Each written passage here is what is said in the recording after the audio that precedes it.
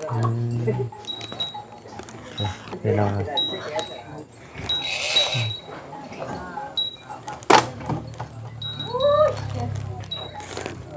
งัวละมาละบัดนี้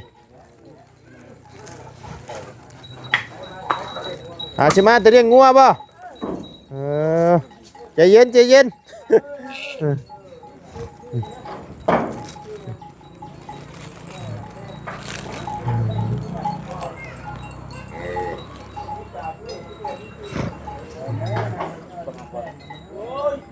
ไปไกลจุดนั้น ฮะระยะใหม่ฮะโอ้ไผสิบ่ย่านแต่เฮายังย่านนะเฮาญาติไปไปเลยตะกี้เห็นบ่ญาติเนี่ยบ่ได้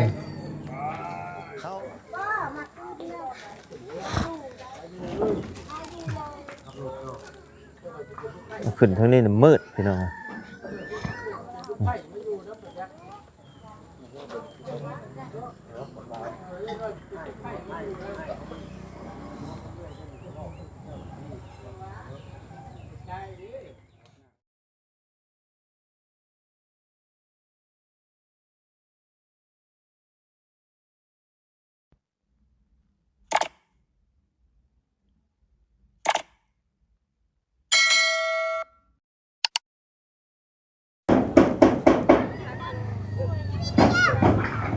เนาะพี่น้อง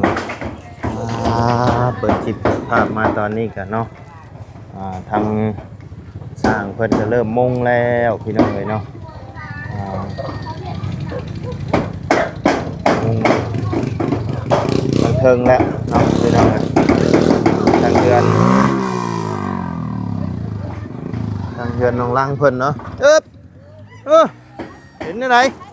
เรียบร้อยบาทนี่พี่น้องเลยโซ่กระตกบ้าน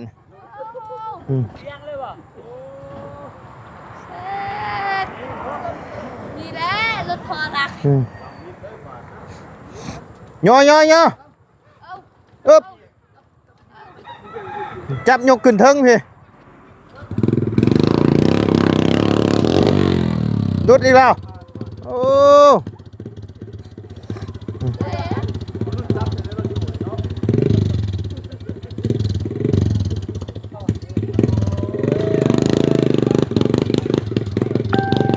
แห้งเนาะรถเรานี่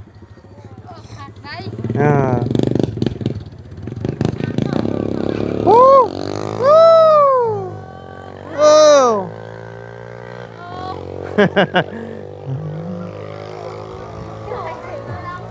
เอาก่อนอื่นก็กราบทักทายสบายดีเด้อเนาะพ่อแม่พี่น้อง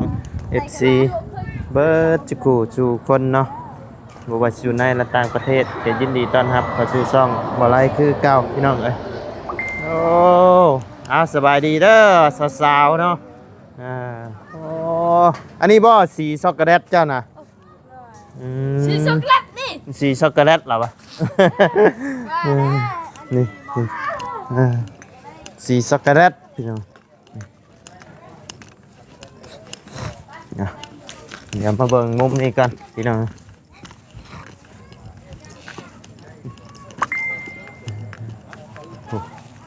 เนาะ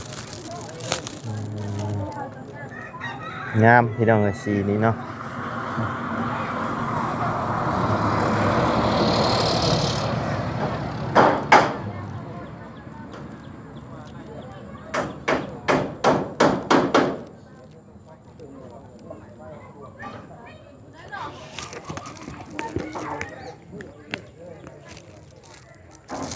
เศษไม้เฮือนเก่าแล้วพี่น้องเลยเนาะ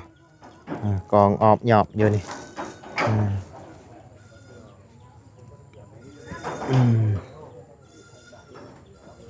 สังกะสีเก่าก็มั่งมาไว้นี้เนาะเอาไว้เห็ดขอกงัวก็ได้พี่น้องเลยเนาะพอมันก็ยังมีตัวดีอยู่ยังมีตัวดีเห็ดขอกงัวพอได้ให้งัวนอนพี่น้องเลยนี่แหละนี่ฝนตกลินมาทุกพี่น้องเลยขอกงัวแล้ว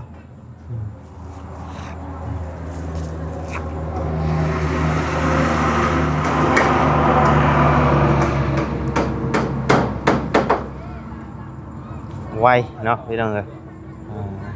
มื้อนี้น่าจะได้มุ่งแต่ทางนี่แหละเนาะพี่น้องเอ้ยตามที่ว่าจันทร์เพิ่นได้ว่าเนาะเพราะว่า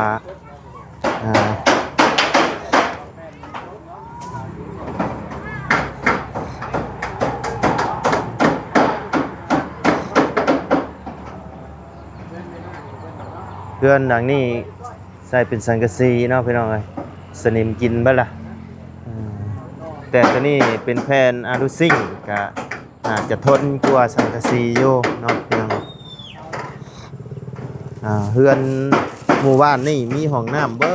ดทุกหลังเลยได้พี่น้องเอ้ยว่าสิเป็นหม่องเลี้ยงปูเลี้ยงปลาเนาะมีครบเบิดพี่น้องเอ้ยเป็นทั้งไม่หักทั้งเบาจัดเพิ่นเนาะพี่น้องเอ้ยเพิ่นได้เฮ็ดให้ถือว่าเป็นหมู่บ้านที่ทั้งแม่ประจันเพิ่นได้ซอยเบิดทุกด่างคาเลยแหละพี่น้องเอ้ยก็ถือว่าโอ้เพิ่นทั้งแม่เพิ่นก็คือสิได้บุญกุศลได้เนาะพี่น้องเอ้ยเพิ่นเฮ็ดแบบทุกหลังคาเลยอ่ะพี่น้องเอ้ยห้องน้ำแล้วก็บ่เลี้ยงปลาเนาะพี่น้องเอ้ย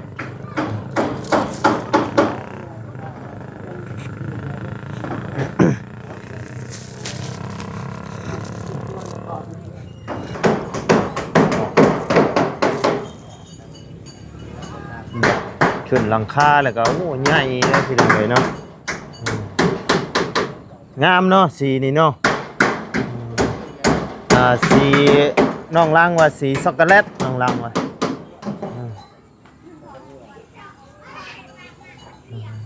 มุงอยู่ผู้เดียวบ่อยู่เทิงอ่ะสองบ่อ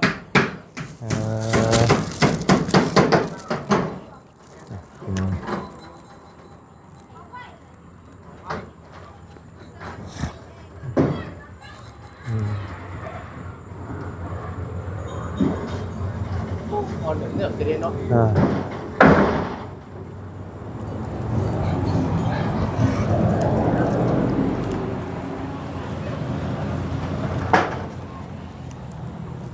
อันนี้เป็นทั้งเฮือนอ้ายของน้องลังบ่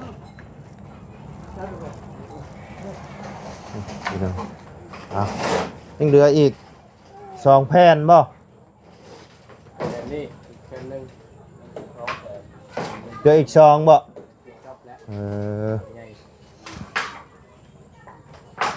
ยับเด้อเจ้าระวังดุดลงหันได้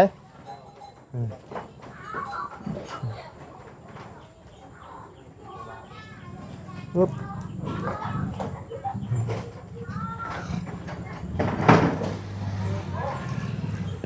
แผ่นอะลูซิ่งเราใส่รถ6ล้อมาเลยได้พี่น้อง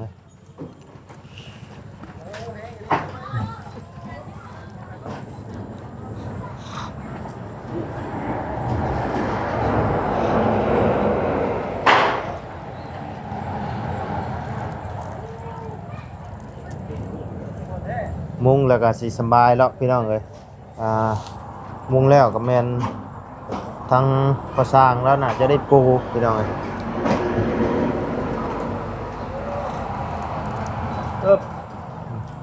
ข้าวก็ไปก็มาอยู่บ้านนี่เนาะ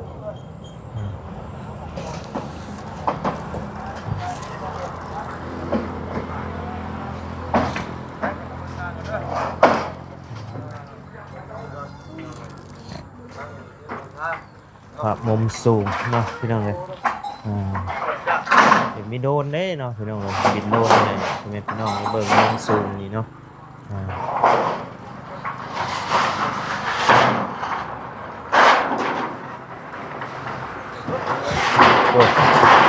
มุมสูงบ่บุญขึ้นไปแล้วพี่น้องเลยเราปีนแล้วได้บ่บุญเราขึ้นไปเราปริญญาณได้เบาถ้าเบิ่งเด้อพี่น้องเราปีนแล้วได้เราหาโมงขึ้นนะผู้โอ้เราปริญญาณได้เบาเราปีนแล้วได้ผู้เห็นบอกเราปริญญาณได้นะผู้โอ้น้องผู้เอาดีเด้อบ่บุญเด้อ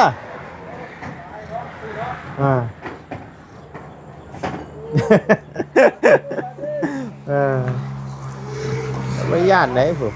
ทอดหลังคาปั๊บพี่น้องเลย เอาบ่ได้ได้เฮาขึ้นไปกับขาเสื่อมสั้นเลย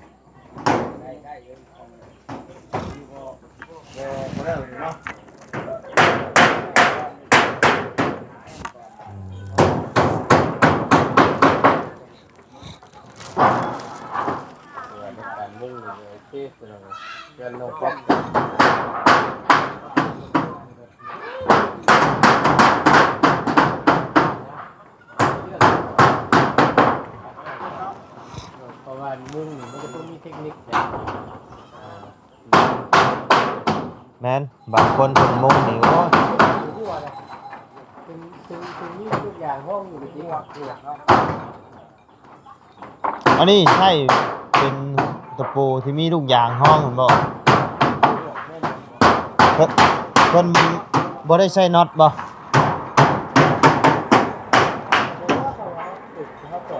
ใช่เป็นตะปูเอาเนาะ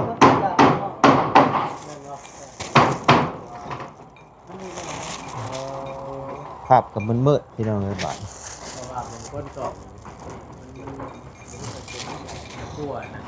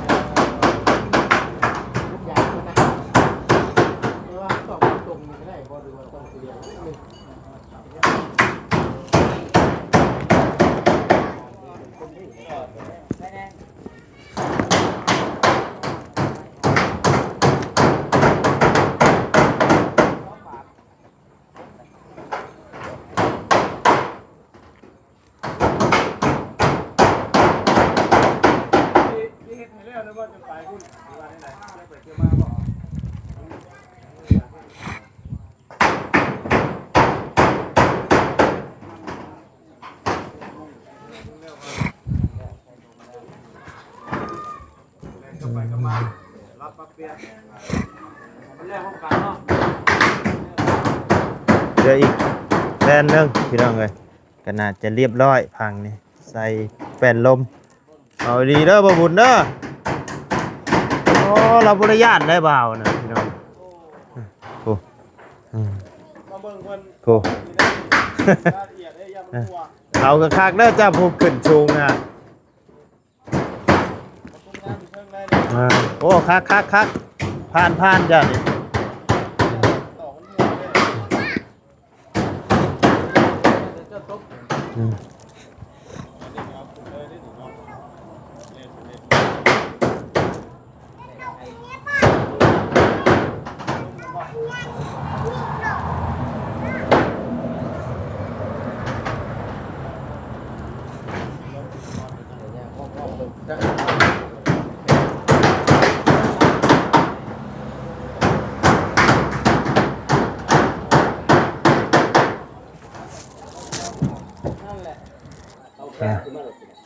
บ่มีเครื่องมือมาบ่ครบเนาะมื้อนี้เนาะเป็นมื้ออื่นเนาะสิได้ใส่แผ่นนี้พี่น้องเอ้ยมีแต่นี่กับลงมือบัดนี้เนาะ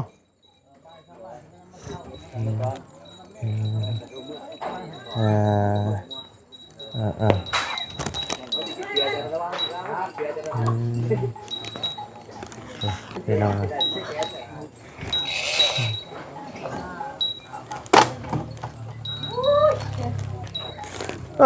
งัวละมาละบัดนี้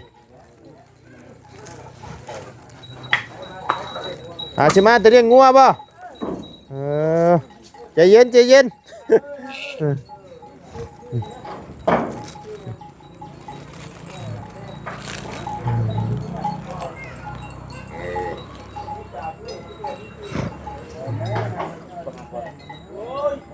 ไปไกลที่นั่นเจอ ฮะ นักเบอร์ยานใหม่ฮะ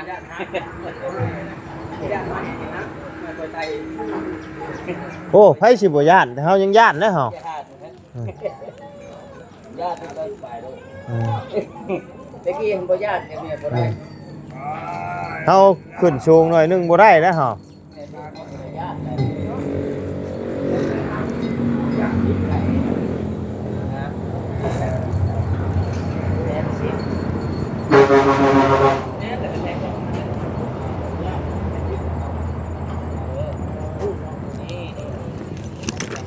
6เซนได้นี่ อืม เอาเพื่อนกินเพื่อนเลย6เซนแค่ไม่ตอบแบบยังอยู่ โทรศัพท์ก็เดียวมืดเดียวแจ้งอยู่พี่น้องเอ้ยโอ้ยสิตายนะอืม เพื่อนมันตอบมาแบบที่ได้ตัดครับ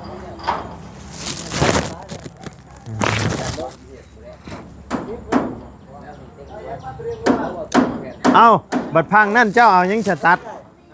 พังนั่นเจ้าเอายังสตัดโอ้โอ้มันแพร่ใบอืม ตัวนี้เขาเอานั่นเขาได้เรื่องเดี๋ยวจบ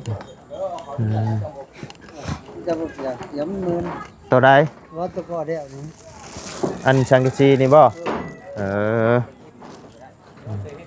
เห็ดแล้วละ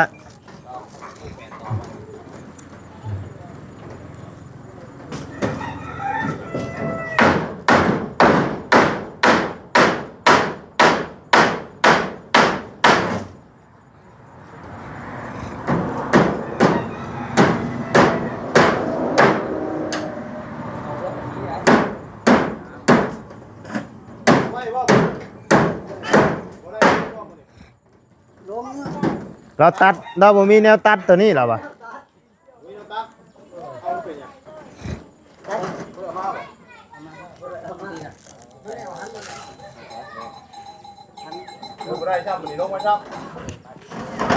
มีแต่ว่ารอมื้ออื่นเนาะ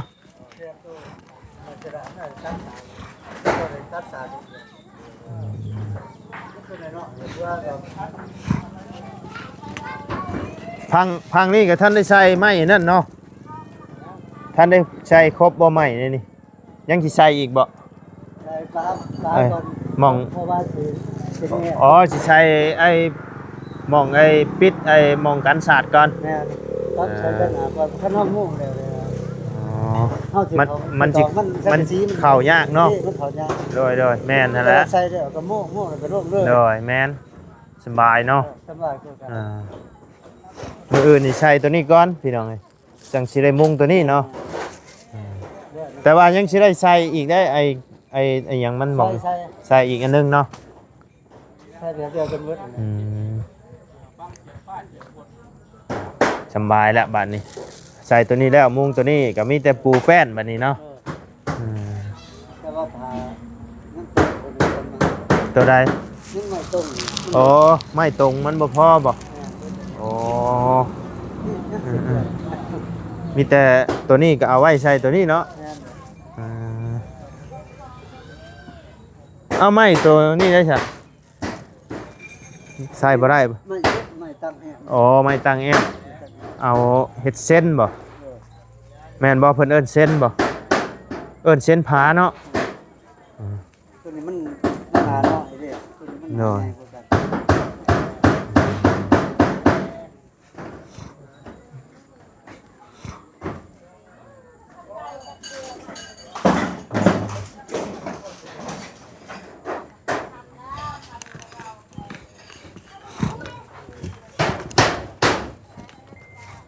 สร้างเพิ่นก็สิเริ่มทยอยเมื่อกันแหละเนาะพี่น้องเพราะว่ามันก็เริ่มค่ำเริ่มมืดแล้วพี่น้องเอ้ย5 โมงแล้ว4 โมง5 โมงแล้วพี่น้องเอ้ย แล้วทำไมต้องมาจ่อยมา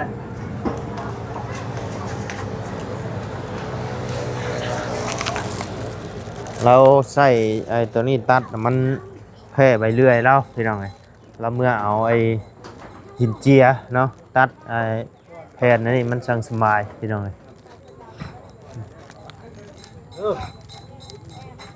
ปิงทางจ่อยที่ตัวจ่อยเห็นบ่ อืม ปิงทางจ่อยมันตอบไปน่ะ ปีนขางเจ้ยปีนขางเจ้ย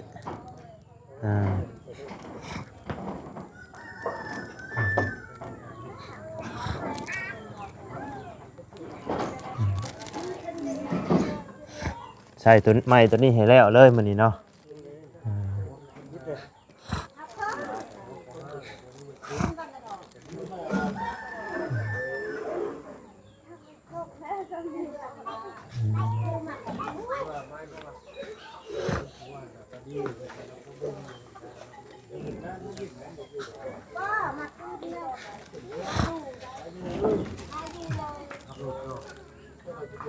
ขึ้นทางนี้น่ะมืดพี่น้อง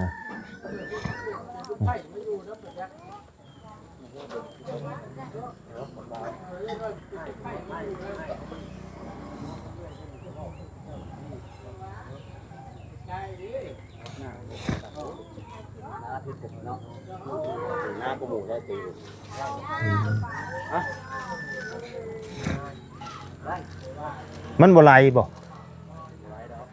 อ๋อตอกตะปูแล้ว อ๋อยันว่าอย่ามาเป๊ะนั่นไหลสัตว์โรงงานอยู่รุมโอ้เราตอกตะปูแล้วพี่น้องเอ้ย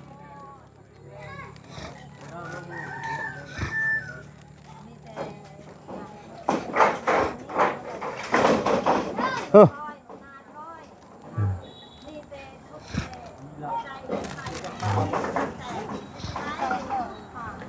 ก็ถือว่าสำเร็จไปข้างหนึ่งเนาะ